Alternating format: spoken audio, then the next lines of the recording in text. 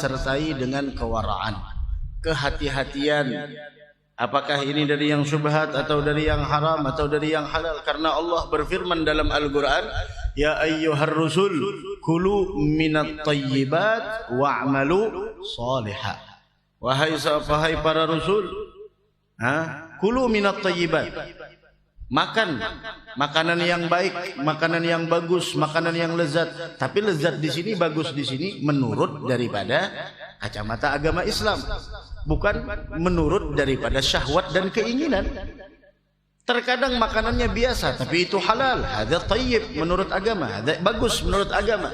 Tapi makanannya lezat, makanannya mewah, tapi bersumberkan dari yang haram, maka tidak bisa dikatakan makanannya lezat, tapi itu adalah makanan hina. Kenapa? Yaitu adalah dia dapatkan itu dari sesuatu yang haram.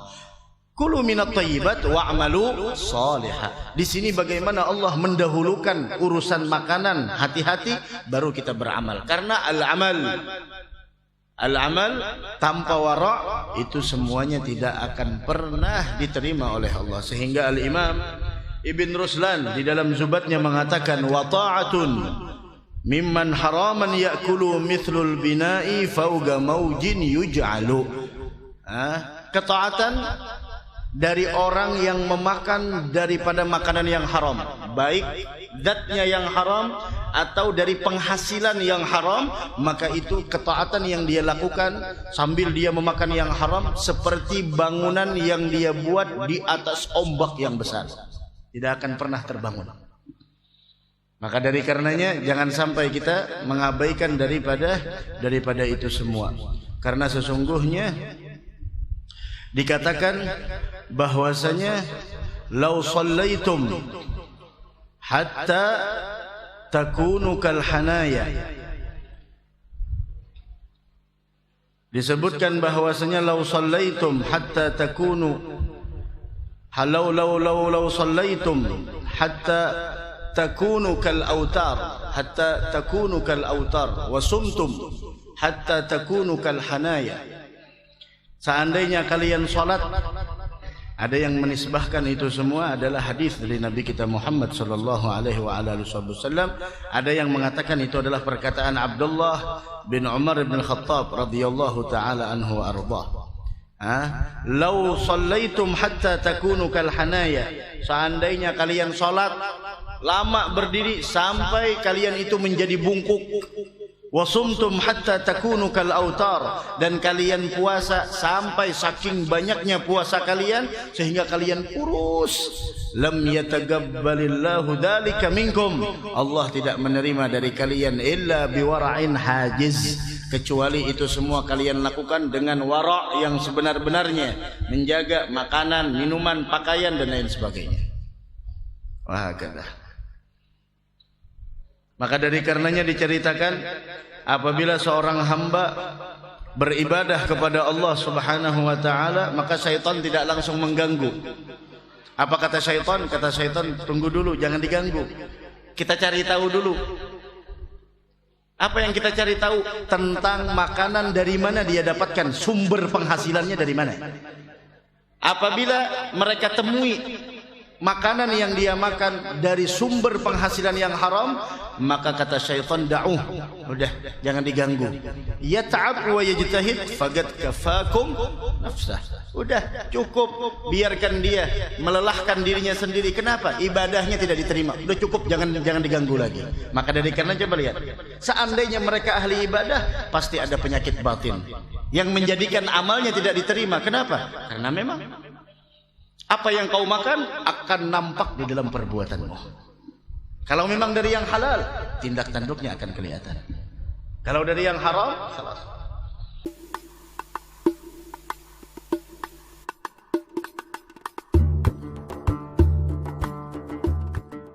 Menjauhkan diri dari segala yang haram dan subhat. Berhati-hati. Jauhkan diri dari yang haram dan subhat. Karena setiap yang haram dan subhat tidak ada keberkahan di dalamnya. Sebagaimana kata Al-Imam Al-Haddad, sallallahu al-barakah, mintalah kepada Allah keberkahan, karena fa innal galila ma'al barakah katsir, sedikit yang di dalamnya terdapat keberkahan maka itu menjadi banyak. wal kathir ma'adamiha, yang banyak tapi tidak ada keberkahan di dalamnya, galil, itu bagaikan sedikit. Jadi sesuatu yang haram dan syubhat tidak ada keberkahan di dalamnya. Baca. Hendaknya engkau selalu bersikap wara', waspada dan menjauhi terhadap segala yang haram ataupun syubhat yang meragukan antara halal dan haram. Itu yang dimaksud dengan syubhat, yaitu meragukan antara halal dan haram. Ada syubhat. Ayo. Sebab wara adalah inti agama serta dasar segala tindakan para ulama yang mengamalkan ilmunya. Dan itu salah satu tariqah kami, tariqah Al-Ba'alawi. Ketika Habib Ahmad bin Zain Al-Habsyi Hawtah bertanya kepada sahibul kitab Al-Imam Al-Qutub Al-Habib Abdullah Al-Haddad, apa tariqah sadatuna Al-Ba'alawi? Tariqah kami adalah ilmu, amal, ikhlas, wara', khauf. Ada tariqah kami 5. Al-ilmu wal amal wal ikhlas wal wara' wal khauf. Setelah mendapatkan ilmu, diamalkan, diikhlaskan, kemudian lagi di sana berusaha untuk ikhlas segala amal di dalam menyampaikan dakwah dan mengamalkan ilmu, kemudian wara', kemudian setelah itu al khauf, rasa takut kepada Allah. Ada tariqah kami 5. Ada tariqah sadatuna al Abi Alawi. Baik. Baca lagi. Rasulullah sallallahu alaihi wasallam bersabda, "Kullu lahmin nabata min suhtin, fannaru aula bih." Riwayat At-Tirmizi. Artinya, setiap daging yang tumbuh dari barang yang haram maka sudah sepantasnya ia menjadi bahan bakar neraka. Halas, kayaknya cukup. Itu menjadi sebuah renungan bagi kita. Setiap darah daging yang mana tumbuh dari barang yang haram, dari uang yang dia hasilkan, bersumberkan pekerjaan yang diharamkan oleh Allah, transaksi yang tidak diperbolehkan oleh syariat, tumbuh itu semua di batang tubuhnya, maka sesungguhnya sepantasnya ia menjadi bahan bakar neraka. Khalas, cukup itu menjadi peringatan bagi kita. Mudahan kita dihindarkan. Bismillahirrahmanirrahim. Dan sabdanya lagi, manittaqa syubhati faqad istabara'a lidinihi wa irdihi, wa man waqa'a fi syubhati waqa'a fil harami. Rawahu Bukhari dan Muslim. Artinya, barang siapa menghindari perkara syubhat, maka ia telah memurnikan agama dan kehormatannya. Dan barang siapa jatuh dalam perkara yang syubhat, maka ia telah jatuh dalam keharaman. Ketahuilah, siapa saja yang biasa meraih segala yang haram dan syubhat, jarang sekali ia beroleh taufik, tuntunan dan pengarahan dari Allah Subhanahu wa taala ke arah perbuatan amal saleh. Kalaupun menurut zahirnya melakukan amal-amal saleh, namun pasti ia tidak terhindar dari penyakit-penyakit batiniah yang menghilangkan nilainya, seperti ujub serta riya. Karena apa yang dia lakukan sesuai apa yang masuk ke dalam dirinya. Perbuatan seseorang tergantung apa yang masuk ke dalam dirinya. Seandainya yang masuk ke dalam dirinya yang syubhat atau yang haram, maka perbuatannya akan nampak sesuai dengan yang masuk ke dalam perutnya. Wahakala. Dari karenanya kita harus wara'. Karena ibadah la tanfa' illa ma'al wara'. Ibadah apapun meskipun seperti ibadah malaikat tidak akan pernah bermanfaat tanpa disertai dengan kewaraan, kehati-hatian. Apakah ini dari yang syubhat atau dari yang haram atau dari yang halal? Karena Allah berfirman dalam Al-Quran, Ya ayyuhar rusul kulu minat tayyibat wa'amalu salihah. Wahai para rasul, kulu minat tayyibat, makan makanan yang baik, makanan yang bagus, makanan yang lezat. Tapi lezat di sini, bagus di sini menurut daripada kacamata agama Islam, bukan menurut daripada syahwat dan keinginan. Terkadang makanannya biasa, tapi itu halal. Hadza thayyib menurut agama, hadza bagus menurut agama. Tapi makanannya lezat, makanannya mewah, tapi bersumberkan dari yang haram, maka tidak bisa dikatakan makanannya lezat, tapi itu adalah makanan hina. Kenapa? Yaitu adalah dia dapatkan itu dari sesuatu yang haram. Kulu minat thayyibat wa'malu salihah. Di sini bagaimana Allah mendahulukan urusan makanan, hati-hati baru kita beramal. Karena al-amal tanpa wara' itu semuanya tidak akan pernah diterima oleh Allah. Sehingga Al-Imam Ibn Ruslan di dalam Zubatnya mengatakan wa ta'atun mimman haraman ya'kulu mithlul bina'i fawqa maujin yuj'alu. Ketaatan dari orang yang memakan daripada makanan yang haram, baik zatnya yang haram atau dari penghasilan yang haram, maka itu ketaatan yang dia lakukan sambil dia memakan yang haram seperti bangunan yang dia buat di atas ombak yang besar, tidak akan pernah terbangun. Maka dari karenanya jangan sampai kita mengabaikan daripada itu semua, karena sesungguhnya dikatakan bahwasanya law shallaitum hatta takunu kal hanaya, disebutkan bahwasanya law shallaitum hatta takunu law shallaitum hatta takunu kal autar, hatta takunu kal autar wa sumtum hatta takunu kal hanaya. Seandainya kalian salat, ada yang menisbahkan itu semua adalah hadis dari Nabi kita Muhammad sallallahu alaihi wasallam. Ada yang mengatakan itu adalah perkataan Abdullah bin Umar bin Khattab radhiyallahu taala anhu wa ardhah. Law shallaitum hatta takunu kal hanaya, seandainya kalian salat lama berdiri sampai kalian itu menjadi bungkuk. Wasumtum hatta takunu kal autar, dan kalian puasa sampai saking banyaknya puasa kalian sehingga kalian kurus. Lam yataqabbalillahu dzalika minkum, Allah tidak menerima dari kalian illa biwara'in hajiz, kecuali itu semua kalian lakukan dengan wara' yang sebenar-benarnya, menjaga makanan, minuman, pakaian dan lain sebagainya. Wah, kata. Maka dari karenanya diceritakan apabila seorang hamba beribadah kepada Allah Subhanahu wa taala, maka syaitan tidak langsung mengganggu. Apa kata syaitan? Kata syaitan, tunggu dulu, jangan diganggu. Kita cari tahu dulu. Apa yang kita cari tahu? Tentang makanan dari mana dia dapatkan, sumber penghasilannya dari mana. Apabila mereka temui makanan yang dia makan dari sumber penghasilan yang haram, maka kata syaitan, da'uh, udah jangan diganggu. Yata'ab wa yajtahid faqad kafakum nafsah. Udah cukup, biarkan dia melelahkan dirinya sendiri. Kenapa? Ibadahnya tidak diterima. Udah cukup, jangan diganggu lagi.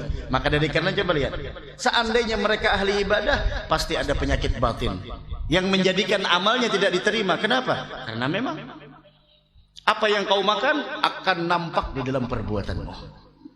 Kalau memang dari yang halal, tindak tanduknya akan kelihatan. Kalau dari yang haram, salah. Baik, baca terus. Bagaimanapun siapa saja memakan yang haram, pasti amalnya tertolak. Sebab Allah Subhanahu wa taala adalah Maha Baik, tidak akan menerima sesuatu kecuali yang baik. Penjelasannya ialah bahwa setiap amal tidak mungkin dibayangkan dapat terjadi kecuali dengan gerakan anggota tubuh. Sedangkan gerakan-gerakan anggota tubuh tidak mungkin terlaksana kecuali dengan adanya kekuatan yang bersumber dari makanan. Ada logikanya. Beliau memberikan logika kepada kita. Ada logikanya. Bahwasanya amal tidak akan terjadi kecuali dengan gerakan tubuh, dan gerakan tubuh tidak akan mungkin terlaksana kecuali dengan adanya kekuatan yang bersumber dari makanan. Karena itu Karena itu apabila makanan itu buruk, maka semua kekuatan dan gerakan yang berasal darinya pasti buruk pula. Sesuai yang masuk. Ayo. Telah berkata Abdullah bin Umar radhiyallahu anhuma, seandainya kalian terus-menerus melakukan salat sehingga punggung kalian menjadi bungkuk seperti busur panah, atau kalian berpuasa terus-menerus sehingga menjadi kurus seperti senar tali biola, tidaklah akan diterima semuanya itu oleh Allah Subhanahu wa taala kecuali dengan wara yang mencegah kalian dari segala yang diharamkannya. Terkadang orang berbicara seperti ini, gampang aja masalah itu. Yang penting kenyang, yang penting bisa berpakaian, yang penting anak terpenuhi keperluannya. Masalah itu mah gampang lah. Peringatan Nabi Muhammad, man lam yubali min aina iktasabal mal, siapa orang yang tidak memperdulikan, mengabaikan dari mana sumber penghasilannya yang dia berikan kepada anak istri dan keluarganya, lam yubalillahu bihi min aina yudkhiluhun nar, Allah tidak peduli dari pintu mana akan melemparkan orang tersebut ke dalam neraka. Hati-hati, akan ada pertanggungjawaban besok di hadapan Allah. Orang yang benar-benar bertakwa, susah cari yang haram aja susah, apalagi cari yang halal. La, wa may yattaqillah yaj'al lahu makhraja. Pasti ada solusinya. Kita menginginkan solusi, tapi syaratnya tidak kita penuhi. Prosedurnya ada apa? Taqwa kepada Allah. Seandainya pekerjaanmu adalah sesuatu yang diharamkan oleh Allah, maka penghasilannya pun adalah penghasilan yang haram, tinggalkan. Seperti itu. Nah, karena ketahuilah aslul waswasah. Kenapa orang jadi waswas? Itu karena gelapnya hati. Dan gelapnya hati itu kenapa? Karena kezaliman yang dia lakukan dari perbuatannya. Dan kezaliman dari perbuatannya itu sumbernya dari memakan yang haram atau syubhat. Siapa orang yang memakan yang halal, iblis tidak akan bisa mampu mengganggunya. Wahakala. Bismillah, baca. Dan telah diriwayatkan secara marfu' bahwa Rasulullah sallallahu alaihi wasallam bersabda, man ishtara thawban bi 'ashrati dirahim wa fiha dirhamun min haram lam yataqabbalillahu lahu salatan ma dama 'alaihi minhu syai'un, rawahu Imam Ahmad. Yang artinya, barang siapa membeli baju seharga 10 dirham yang diantaranya terdapat 1 dirham yang diperoleh secara haram, maka Allah Subhanahu wa ta'ala tidak akan menerima salatnya selama baju itu atau sebagiannya masih dipakainya. Baju yang mengandung barang yang haram sedikit saja menyebabkan tertolaknya salat. Betapa pula keadaannya sekira semuanya berasal seperti itu. Dan jika ini berkaitan dengan pakaian yang melekat di bagian luar tubuh, bagaimana pula makanan yang bercampur dan telah menyatu dengan tulang dan persendian serta mengalir ke seluruh tubuh. La ilaha illallah. Naam, ada baru pakaian yang harganya 10 dirham, 1 dirham dari yang haram tidak diterima. Kan pakaian bisa dicopot, pakaian bisa dilepas. Bagaimana kalau melekat di dalam diri kita? Ini yang jadi masalah. Maka dari karenanya perempuan-perempuan dahulu mereka mengatakan kepada suaminya yang mau bekerja, bahwasanya dia mengatakan, wahai suamiku, taqwalah kepada Allah Subhanahu wa ta'ala terhadap engkau mencari nafkah untuk kami, karena kami sesungguhnya mampu bersabar di dalam perihnya lapar, tetapi kami tidak mampu menahan sakitnya siksa di dalam api neraka. Kalau kita berbicara bagaimana waraknya orang-orang yang dahulu, itu luar biasa. Dari karenanya jangan sampai kita meninggalkan ibadah yang paling afdal, sebagaimana yang dikatakan oleh Sayyidatuna Aisyah Ummul Mukminin radhiyallahu taala anha wa ardhaha. Beliau mengatakan, innakum lataghfuluna 'anil wara', kalian mengabaikan dan melupakan ibadah wara', sedangkan dia adalah afdalul ibadah. Ibadah yang paling afdal adalah wara'. Ibadah yang paling afdal adalah wara'. Mudah-mudahan ada manfaatnya insyaallah. Mudah-mudahan ada barakahnya insyaallah. Mudah-mudahan kita terhindar dari hal yang dimurkai oleh Allah. Sayyidina Sufyan Ats-Tsauri, beliau ketika meninggal dunia, setelah beliau meninggal dunia, ada yang bermimpi dengan beliau mempunyai 2 sayap, yang mana beliau terbang di dalam surga, dari pohon ke pohon, dari pohon ke pohon, kemuliaan yang Allah berikan kepada beliau.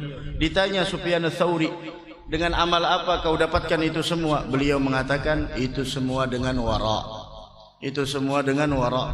Bagaimana terakhir cerita ayahnya Al-Imam Ahmad bin Hanbal rahimahullah subhanahu wa ta'ala, ketika beliau kelaparan dan beliau sedang duduk di pinggir sungai. Di pinggir sungai, ternyata subhanallah pada saat itu beliau melihat ada sebiji apel yang dibawa oleh arus sungai tersebut, diambil sama beliau karena udah kelaparan. Setelah beliau memakan habis, setelah separuh beliau makan, beliau langsung mencela dirinya sendiri. Bagaimana engkau memakan separuh apel sedangkan engkau mengetahui itu bukan milikmu? Dia selidiki dari mana aliran itu sungai sampai beliau temukan pemiliknya, dan beliau meminta maaf kepada pemilik tersebut. Maka pemiliknya pun ketika melihat ayahnya Imam Ahmad bin Hanbal seperti itu, maka orang tersebut mengatakan, pemilik apel itu mengatakan, saya tidak akan memaafkanmu sebelum engkau bekerja tanpa upah setahun di tempatku. Maka karena kesungguhan yang ada di dalam hati orang tuanya Imam Ahmad, beliau bekerja selama 1 tahun tanpa upah. Kemudian setelah 1 tahun datang lagi, dimaafkan apa belum? Belum dimaafkan, sampai engkau menikahi putri saya. Tapi putri saya ini buta, putri saya ini bisu, putri saya ini tuli. Kemudian wahia mug'adah, lumpuh. Mau dijadikan apa istri seperti ini? Udah buta, tuli, bisu, lumpuh lagi. Sempat protes orang tuanya Imam Ahmad, akaltu nisfat tufah, saya hanya memakan separuh daripada apelmu, kemudian saya menikahi putrimu dengan sifat yang kau sebutkan seperti itu. Kemudian yang pemilik apel mengatakan, saya tidak akan pernah memaafkanmu dan akan saya tuntut di akhirat kalau engkau tidak memenuhi syarat tersebut. Udah, saya terima. Diterima. Kenapa jadi diterima? Karena saya mendengar Nabi Muhammad bersabda. Ini orang punya ilmu, pandangannya seperti ini. Kullu lahmin nabata min suhtin fannaru aula bih. Karena setiap darah daging yang tumbuh dari sumber yang haram, maka neraka lebih layak baginya tersebut.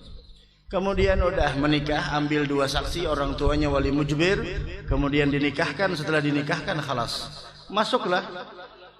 Ketika masuk di malam pertama ke kamar pengantin, ternyata perempuannya tidak seperti yang disifatkan oleh orang tuanya. Cantiknya luar biasa. Ya, ke orang-orang tuanya Imam Ahmad karena kesolehannya tidak mau menyentuh. Bukan ini perempuannya. Kalau kita udah gas, halas. Rajaki sudah ada tahu. Gal inna abaki qad akhbarani bi annaki amyabak ma samma muqadah. Orang tuamu mengatakan bahwasanya engkau itu buta, tuli, bisu, dan engkau lumpuh. Galat lagat sadaga abi. Benar kata ayahku. Kenapa? Dia memberitahukanku bahwasanya saya buta karena mata saya tidak pernah memandang kepada apa yang diharamkan oleh Allah.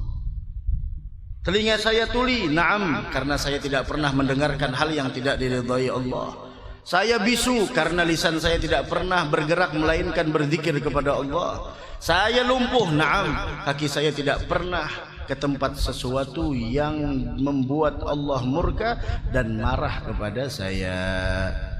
Syuf.